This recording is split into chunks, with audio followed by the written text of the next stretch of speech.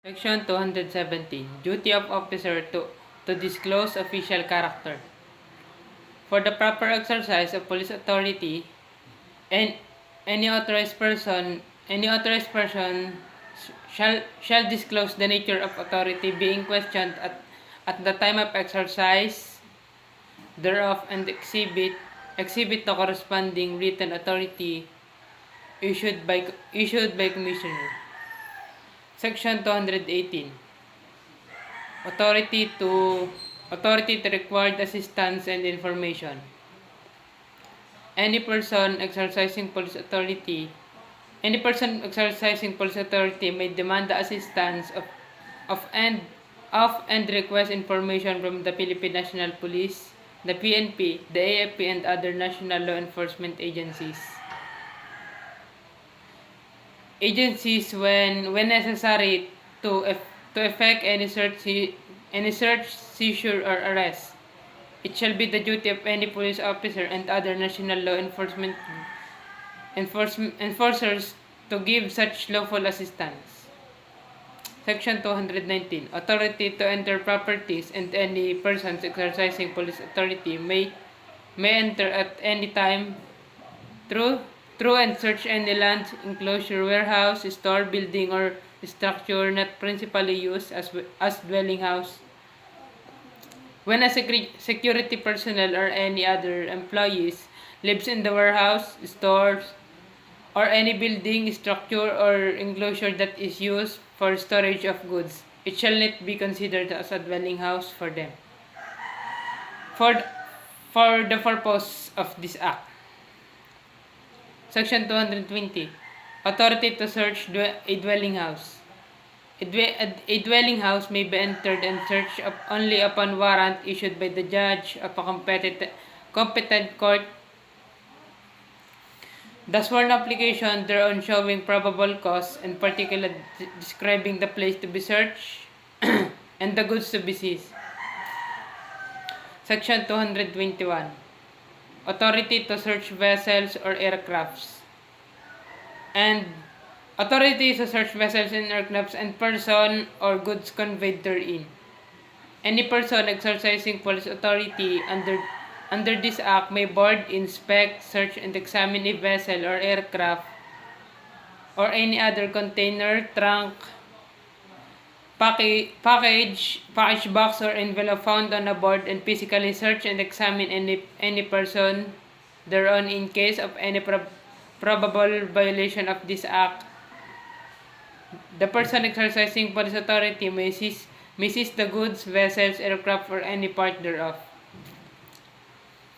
Such power to search includes removal of any false bottom partition, bulkheads, or any obstruction for the purpose of uncovering any concealed dutiable or forfeitable goods.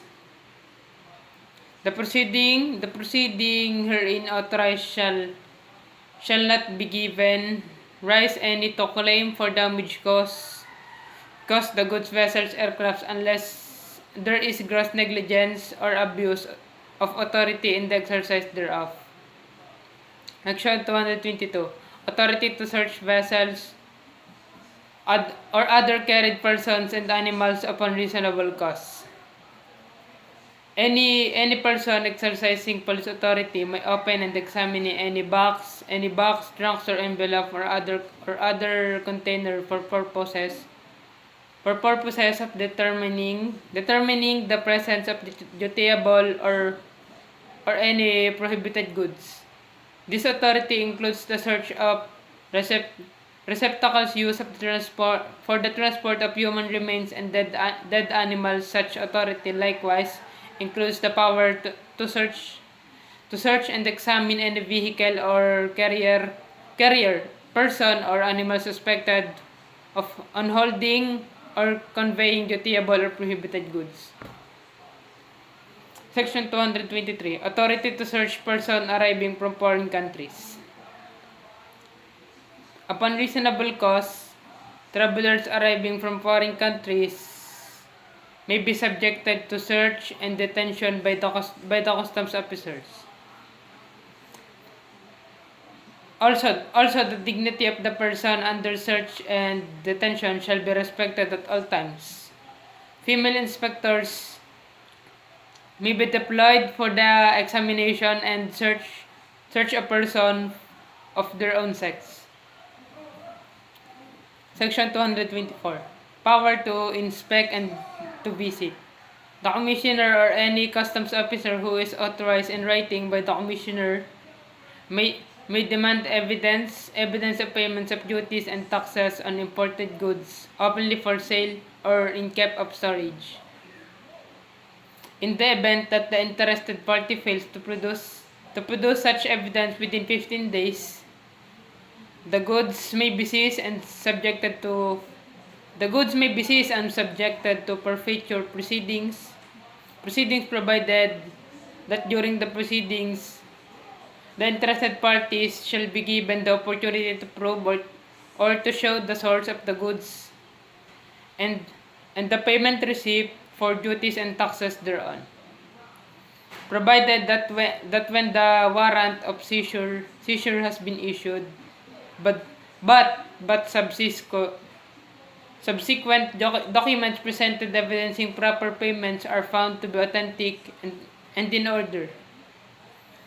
Also, the district collector shall within 15 days from the receipt of the motion to quash or recall the warrant cause the immediate release of the goods is subject to clearance by the commissioner provided finally that release thereof shall not be contrary to law.